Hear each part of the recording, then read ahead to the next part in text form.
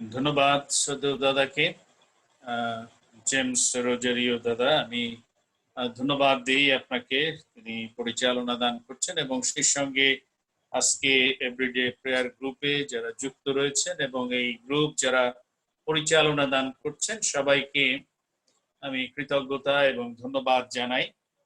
এবং সেই সঙ্গে আমাকে এই সুযোগ দানের জন্য আমি সর্বপ্রথম পিতা ঈশ্বরকে ধন্যবাদ দিই এবং আপনাদেরকে ধন্যবাদ দিই আজকে এই সুযোগ আপনারা আমাকে দিয়েছেন এবং বিশ্বাস করি এটি ঈশ্বর থেকেই হয়েছে, আর সেই জন্য প্রভুর প্রশংসা করি। আমি তেনজিং ঘোষ, আমার পরিচয় আসলে আমি খুলনার ছেলে। খুলনা চুনকুড়িতে আমার বাড়ি এবং আমার পুরাতন বাড়ি ভরসাপুরে। আপনারা অনেকে ভরসাপুরের নাম শুনেছেন। ভরসাপুরে ঘোষ বাড়ি আমাদের বাড়ি এবং এখনো আছে সেটি। আর পরবর্তীতে আমার বাবা, আমার ছোটবেলায় বলা যায় আমার জন্মের আগেই আমার বাবা চুনপুরিতে বসতি করেন এবং সেখানে আমরা এখনো আছি। আর আমার এক মেয়ে, দুই ছেলে। মেয়ে বিয়ে হয়ে গেছে, আর ছেলে একজন ম্যাট্রিক পরীক্ষা দিবে এবং একজন ক্লাস 3-তে পড়ে। আমি দীর্ঘদিন যাবৎ বাংলাদেশ বাইবেল সোসাইটির সঙ্গে যুক্ত ছিলাম এবং শ্রদ্ধেয় ডেভিড মোহন দাদা, তিনি তাকে আমি সেই সময় থেকে চিনতাম আর অনেক সান্নিধ্য লাভ করেছি, অনেক বাক্য আমি তার কাছ থেকে শুনেছি। প্রভুর গৌরব করি, প্রশংসা করি। আজকে অনেকদিন পরে এভরিডে প্রেয়ার গ্রুপের মধ্যে দিয়ে আবার দাদাকে পেলাম, সেই জন্য ধন্যবাদ দিই।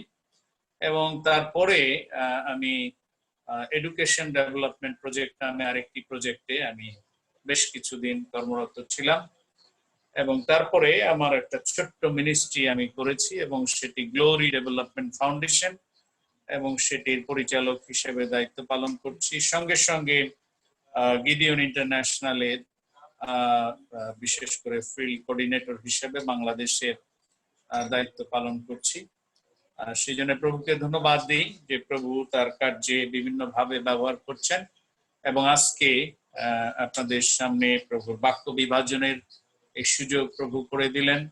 আমি বিশেষভাবে আপনাদের কাছে অনুরোধ করি, এখন বলা যায় যে পূর্ণ সময়ের জন্য আমি গিদিয়নের পক্ষে বাংলাদেশে কাজ করছি। প্রার্থনা করবেন প্রভু যেন আশীর্বাদ দান করেন এবং আমার যে মিনিস্ট্রি ছিল গ্লোরি ডেভেলপমেন্ট ফাউন্ডেশন, আর সেটি সঙ্গে যারা জড়িত ছিল তাদের কাছেই আমি দায়িত্বভার অর্পণ করেছি। তারা এখন সেই প্রজেক্ট পরিচালনা করছেন। আর প্রার্থনা করবেন যেন উভয় প্রতিষ্ঠানকে প্রভু আশীর্বাদ দান করেন এবং বাংলাদেশে তার রাজ্য ধার্মিকতার কার্যে ব্যবহার করেন। ধন্যবাদ সবাইকে এবং আসুন এই সময় আমরা প্রভুর অমীয় বাণী আমরা শ্রবণ করি। আজকে এই অপূর্ব সুযোগে আমি প্রভুর প্রশংসা করি। গত 2 দিন আগে আমাকে পাস্টর কাজল সরকার, আমার অত্যন্ত প্রিয় ভাজন বন্ধুবর, আমরা একসঙ্গে বেড়ে উঠেছি ছোটবেলা থেকে, এবং তিনি আমাকে ফোন করে বললেন রাত্রে যেন আমি প্রভুর বাক্য বিভাজন করি। আর আজকে যে বাক্য আমি বিভাজন করব এটি গত রোববারে আমি প্রস্তুত করেছিলাম ইম্মানুয়েল ব্যাপটিস্ট চার্চে প্রচার করবার জন্য, এবং গত রোববারে আমি এই প্রচারটি ইম্মানুয়েল ব্যাপটিস্ট চার্চে আমি করেছি।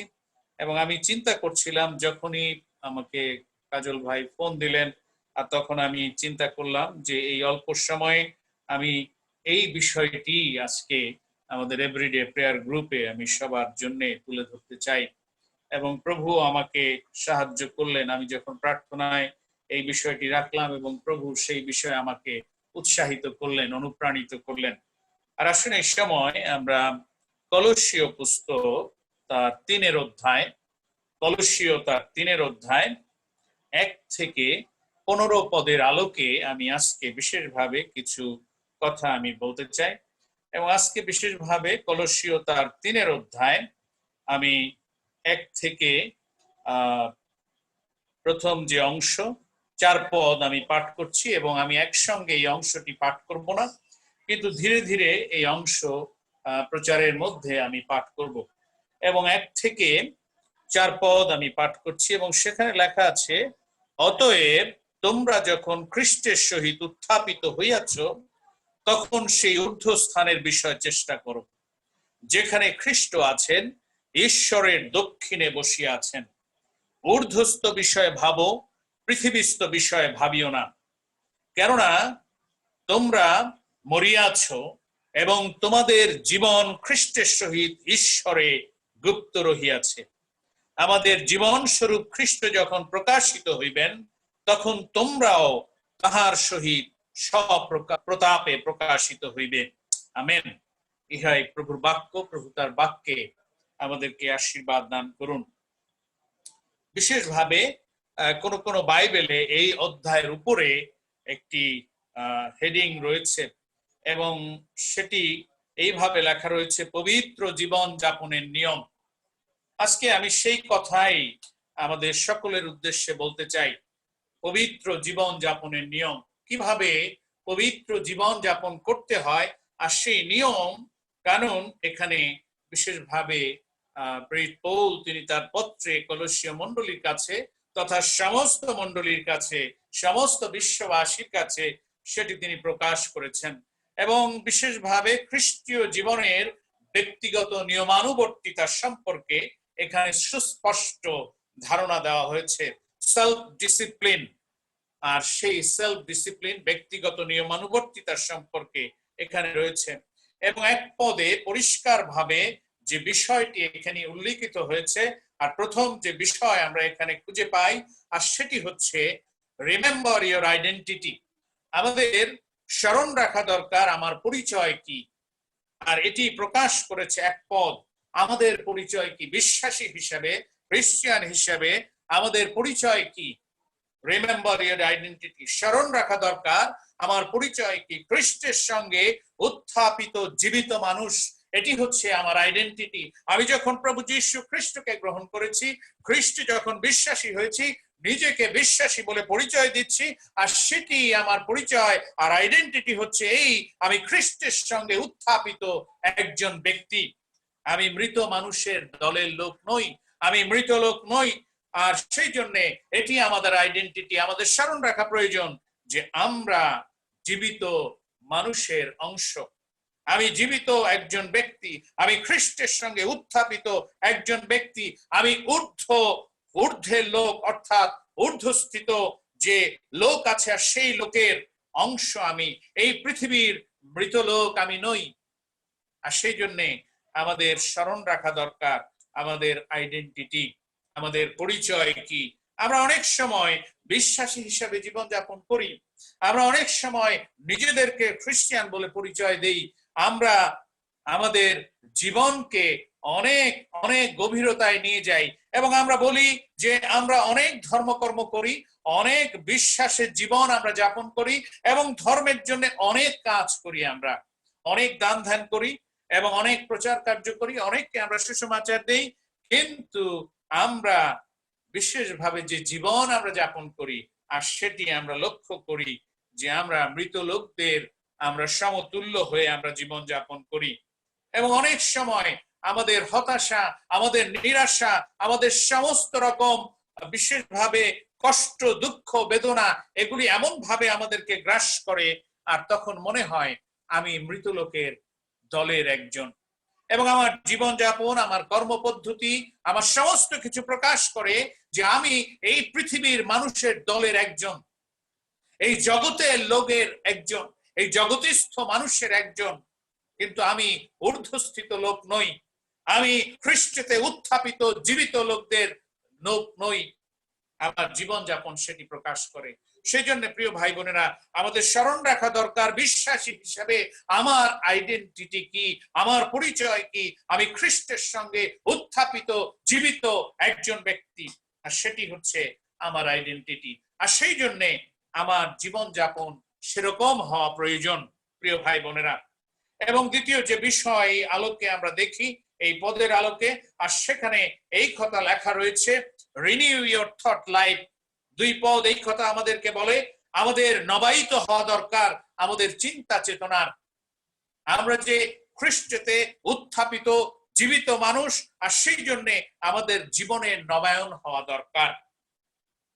এবং সেই নবায়ন এইভাবে করা দরকার, বাক্য আমাদেরকে এই কথা বলছে ঊর্ধ্বস্থিত বিষয় ভাবো, পৃথিবীর বিষয় ভাবিও না। খুব স্পষ্ট ভাবে এই কথা লেখা রয়েছে, ঊর্ধ্বস্থ বিষয় ভাবো, পৃথিবীস্থ বিষয় ভাবিও না।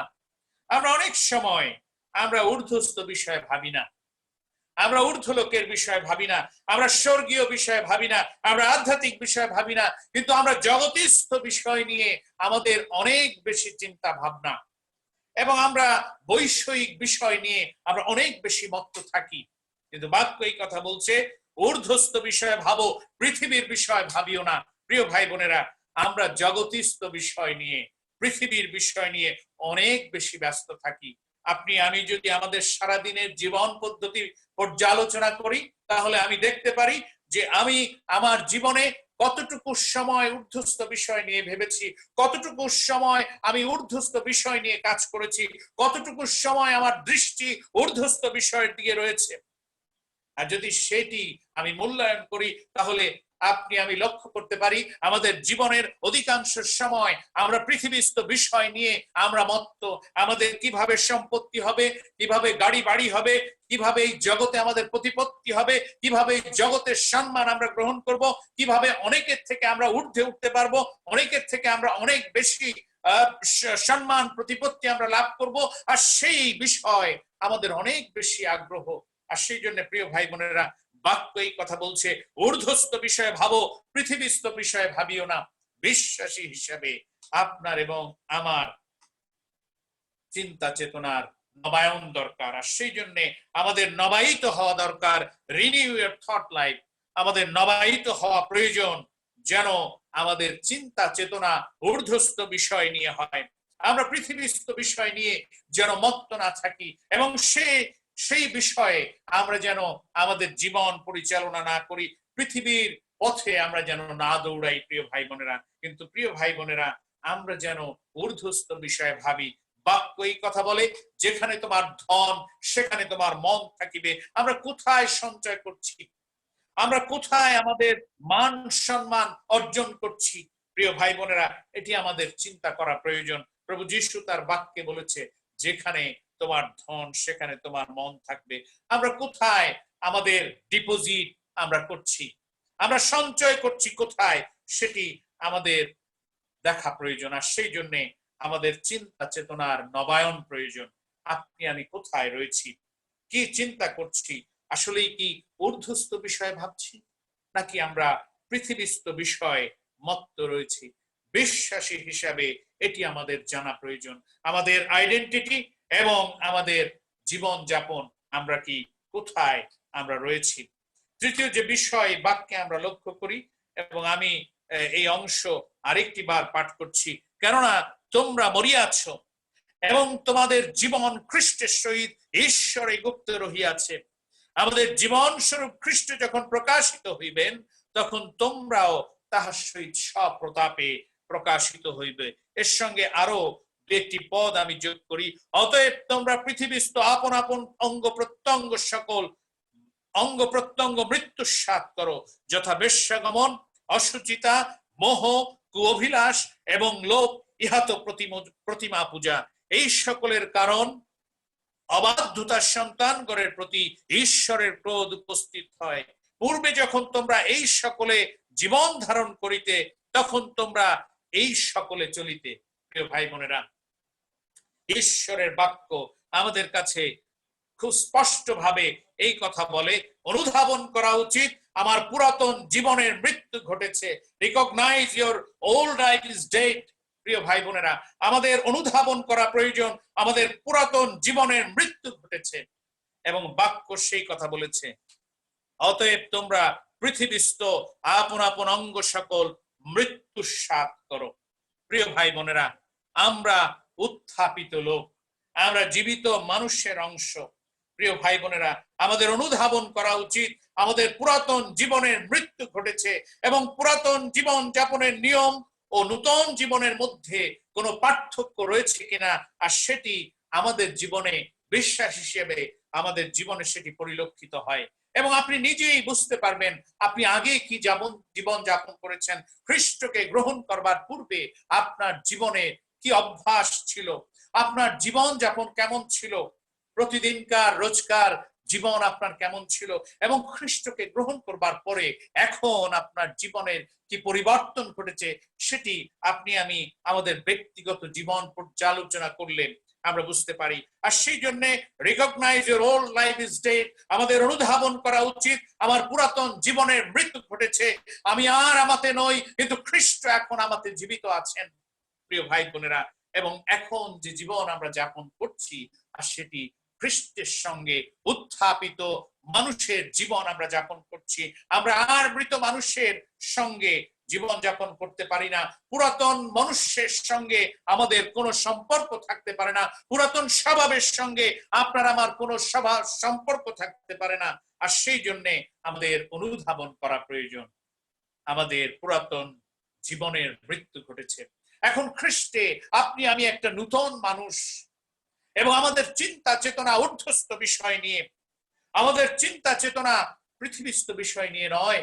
আর সেই জন্য আমাদের অনুধাবন করা উচিত আমাদের পুরাতন মনুষ্যের মৃত্যু ঘটেছে। আপনি আমি কি এখনো প্রতিমা পূজা করছি?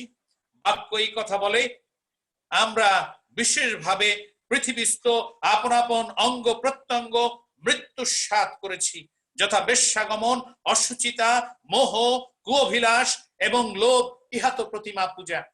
আসলে এই সমস্ত বৈশিষ্ট্য কি আপনার আমার জীবনে আছে? এখনো কি আপনি আমি মোহের মধ্যে আছি? এখনো কি আপনি আমি লোভের মধ্যে আছি? এখনো কি আপনি আমি কুঅভিলাষের মধ্যে জীবন যাপন করছি?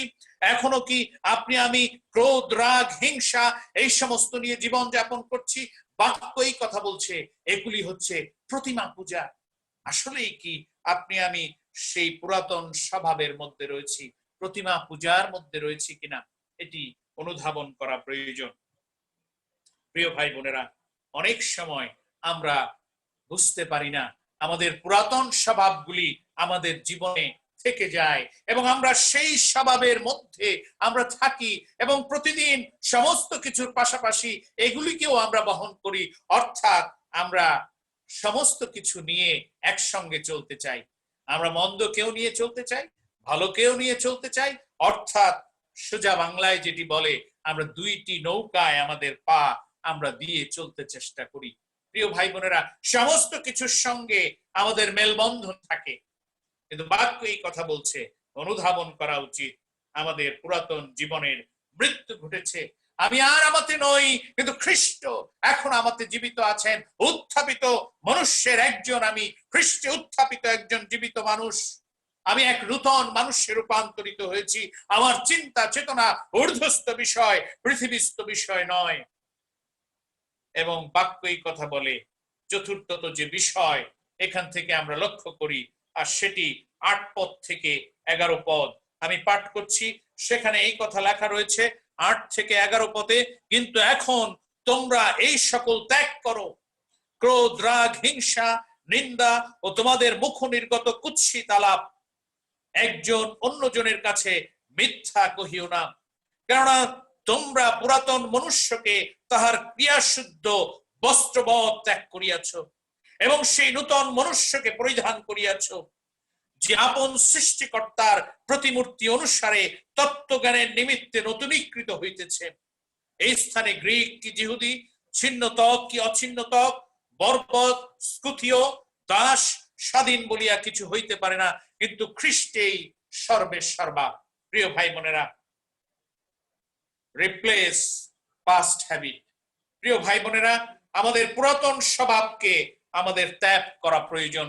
যখন আপনি আমি উত্থাপিত মানুষের অংশ হয়েছি, যখন আপনি আমি নবীনীকৃত একজন মানুষ হয়েছি, যখন আপনি আমি খ্রিস্টের সঙ্গে সংযুক্ত হয়েছি, তখন আমাদের পুরাতন স্বভাবকে সম্পূর্ণভাবে পরিত্যাগ করা প্রয়োজন।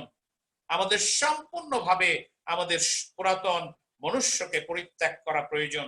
এবং সেই জন্য আমাদের জীবনে যদি ক্রোধ থেকে থাকে, আপনার আমার জীবনে যদি রাগ থেকে থাকে, এখনো যদি আপনি আমি হিংসার মধ্যে প্রতিদিন জীবন যাপন করি, এখনো যদি আপনি আমি নিন্দাবাদ করতে থাকি, এখনো যদি নানা রকম কুৎসিত আলাপে আপনি আমি জীবন যাপন করি, এখনো যদি আমি অনেকের সঙ্গে মিথ্যা কথনের অভ্যাস আমি সৃষ্টি করে মিথ্যা কথা বলতে থাকি, প্রিয় ভাই বোনেরা, আমাদের এখনো সেই পুরাতন স্বভাবকে ত্যাগ করা হয়নি।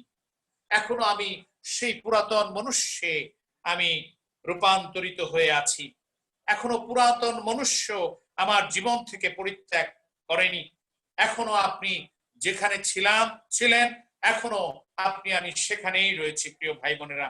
আর সেই জন্যে আমাদের অনুধাবন করা প্রয়োজন, কোথায় আপনি আমি রয়েছি। পুরাতন স্বভাবকে ত্যাগ করতে পেরেছি কিনা। Release past habit. আপনার আমার পেছনের সেই স্বভাবগুলিকে আপনি আমি পরিত্যাগ করতে পেরেছি কিনা। এবং আপন সৃষ্টিকর্তার প্রতিমূর্তি হিসাবে যখন ঈশ্বর আপনাকে আমাকে তৈরি করেছেন, আর তখন সেই প্রতিমূর্তির স্বরূপ হিসাবে আপনি আমি নিজেকে উপস্থিত করতে পারছি কিনা। আমি তার লোক হতে পেরেছি কিনা, আমি তার বাধ্য হতে পেরেছি কিনা, আমি তার সন্তান হতে পেরেছি কিনা, আমি তার উত্থাপিত লোকের অংশ হতে পেরেছি কিনা, আমি কি সত্যিকার ভাবে তাকে গ্রহণ করে আমার এই জীবন তাকে সমর্পণ করতে পেরেছি কিনা। প্রিয় ভাই বোনেরা, এটি আরেকটি বার অনুধাবন করা প্রয়োজন। এখনো কি আপনার আমার জীবনে সেই পুরাতন স্বভাব রয়েছে?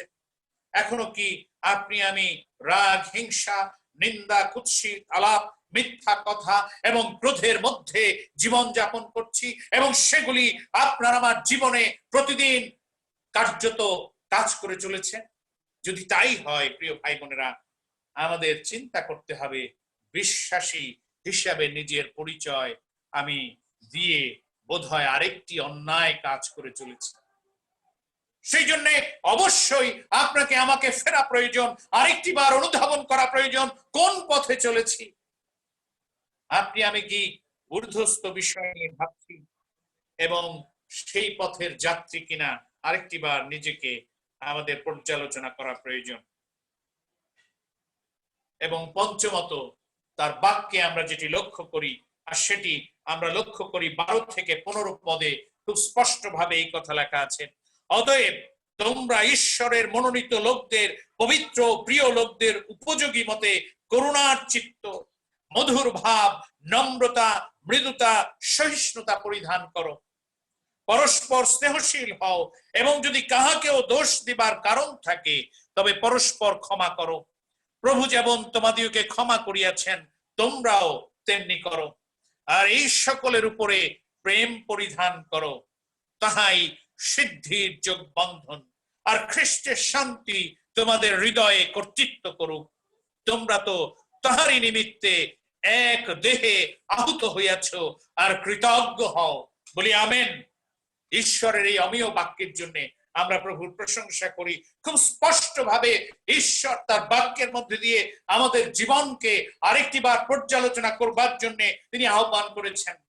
আমরা কোথায় রয়েছি, আর এই পঞ্চম যে বিষয়, আর সেটি আমাদের অনুধাবন করা প্রয়োজন। নূতন স্বভাবে রূপান্তরিত হওয়া প্রয়োজন। Replace them with new ওনস। আমাদের সেই সমস্ত পুরাতন স্বভাবকে পরিত্যাগ করে দিয়ে, সেই সমস্ত পাপের বিষয়গুলিকে পরিত্যাগ করে সেই সমস্ত জায়গায় নূতন স্বভাবগুলিকে আমাদের পূর্ণ করা প্রয়োজন প্রিয় ভাই বোনেরা। আর সেই জন্য নূতন স্বভাবে রূপান্তরিত হওয়া বা নতুনতায় জীবন পূর্ণ করা প্রয়োজন। 2 করন্থীয় 5:17 পদ আমাদের সকলের অত্যন্ত মুখস্থ একটি পদ। ফলত কেহ যদি খ্রিস্টে থাকে তবে নূতন সৃষ্টি হইল, পুরাতন বিষয়গুলি অতীত হইয়াছে, দেখো সেগুলি নূতন হইয়া উঠিয়াছে। প্রিয় ভাই বোনেরা, নূতন স্বভাবে রূপান্তরিত হওয়া, এখনো কি আপনি আমি সেখানেই পড়ে রয়েছি? এটি আপনার আমার জীবনে এটি পর্যালোচনা করা প্রয়োজন। আমরা চমৎকার গান গাই, আগে যে গান গাইতাম এখন গাই না, আগে যে কাজ করতাম এখন করি না। আমার পরিবর্তন হয়েছে। প্রিয় ভাই বোনেরা, বিশ্বাসী হিসেবে সত্যিকার ভাবে আপনার আমার কি পরিবর্তন হয়েছে? আজকে রাত্রে প্রভু সেই কথা বলছেন, আসলেই কি আমার পরিবর্তন হয়েছে? আসলেই কি আমার নবায়ন হয়েছে? সত্যিকার ভাবে আসলেই কি আমি একজন ঊর্ধ্বস্থ বিষয়ের লোক হয়েছি, ঊর্ধ্ববাসী লোক হয়েছি? আমরা কি প্রভুর সঙ্গে সংযুক্ত জীবন যাপন করছি? আমার চিন্তা চেতনার নবায়ন কি ঘটেছে? আমি কি ঊর্ধ্বস্থ বিষয়ে ভাবছি নাকি পৃথিবীর বিষয় নিয়ে এখনো মত্ত রয়েছি? আর সেটি আজকে রাত্রে প্রভু আপনার আমার কাছে প্রকাশ করতে চান। তিনি এই কথা বলতে চান, তেনজিং তুমি কি এখনো সেখানেই রয়ে গেছো? তোমার স্বভাব, তোমার চরিত্র এখনো কি সেই রকম আছে? আগে যে কাজের মধ্যে ছিলে, আগে যে পূজার মধ্যে ছিলে, আগে নানা রকম পাপাচারে জীবন যাপন করতে, এখনো কি তুমি সেখানে আছো? প্রভু এই রাত্রে আপনাকে আমাকে আরেকটি বার নবায়িত হওয়ার আহ্বান করছেন। তিনি বলছেন, ফিরে আসো সেখান থেকে, উঠে আসো সেখান থেকে, ঊর্ধ্বস্থ বিষয়ে ভাবো, কারণ স্মরণ রাখা প্রয়োজন তোমার আইডেন্টিটি, তুমি ঊর্ধ্বস্থ বিষয়ের লোক, তুমি আমার লোক।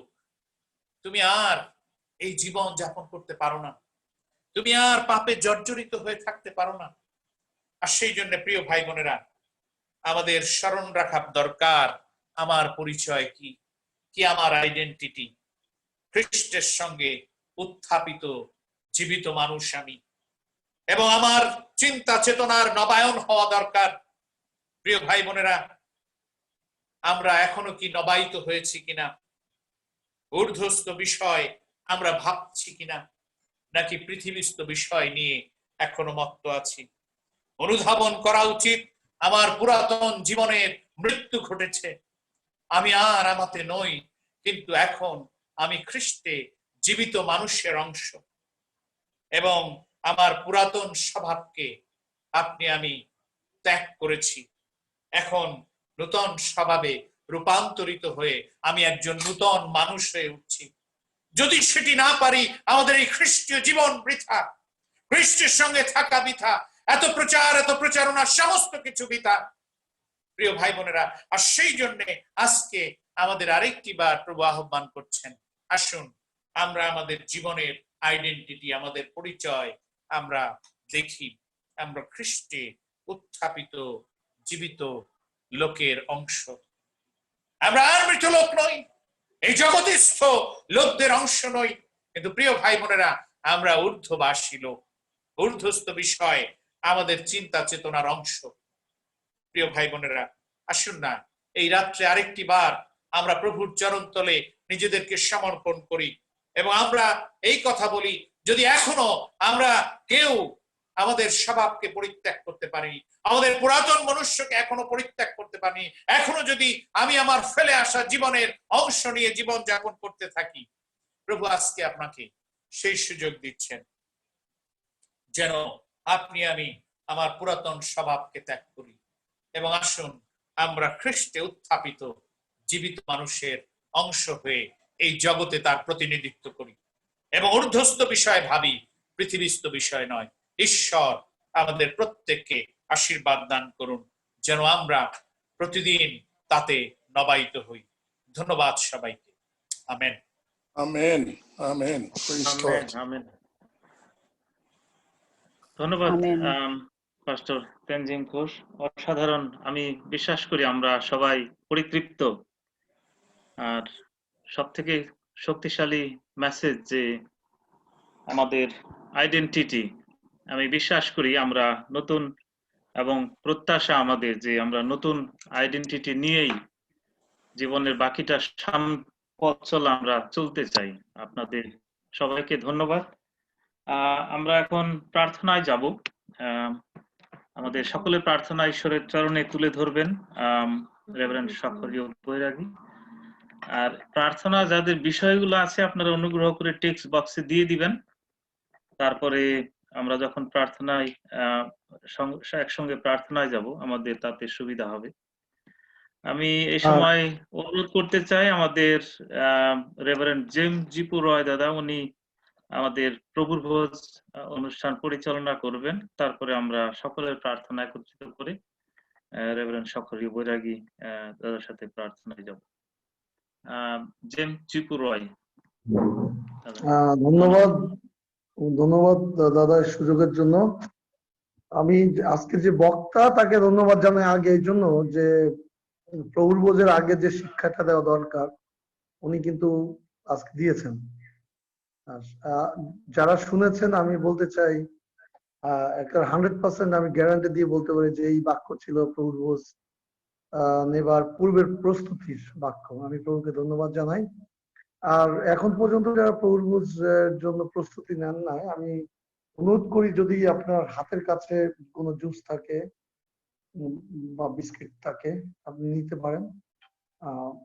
আপনার হাতে যাই আছে পানীয় এবং বা বিস্কিট বা রুটি জাতীয় যা থাকে আপনি আমাদের সঙ্গে প্রভুভোজে অংশগ্রহণ করতে পারেন। এবং আমি বলতে চাই আমাদের এভরিডে প্রেয়ার গ্রুপ, আমরা বলেছি একটা কথা শুরু থেকেই যে এই প্রেয়ার গ্রুপে কোনো ডিনোমিনেশনাল কোনো বিভেদ আমাদের এখানে নাই। এখানে শুধুমাত্র তারাই যোগ দিয়ে থাকেন যারা প্রভু যীশু খ্রিস্টকে বিশ্বাস করেন এবং পরিত্রাণের নিশ্চয়তা যাদের আছে, তো তারাই আজকে আমাদের প্রভুর ভোজে অংশগ্রহণ করতে পারেন। যারা ত্রাণকর্তা রূপে প্রভু যীশু খ্রিস্টকে গ্রহণ করেছেন, যারা বিশ্বাস করেন যে নতুন জীবন পেয়েছেন, যারা বিশ্বাস করেন যে যিশু একমাত্র পথ, সত্য, জীবন, যিশু ছাড়া আর কোনো পথ নাই, আর যারা বিশ্বাস করেন একদিন যীশু খ্রিস্ট পৃথিবীতে আসবেন, তার দ্বিতীয় আগমন ঘটবে, এবং আপনি যদি এই কথা বিশ্বাস করেন যে আজকে মারা গেলে আপনি নিশ্চিত আপনি স্বর্গে যাবেন, সেই নিশ্চয়তা যাদের আছে তাদেরকে অনুরোধ করি আজকে প্রভুর ভোজে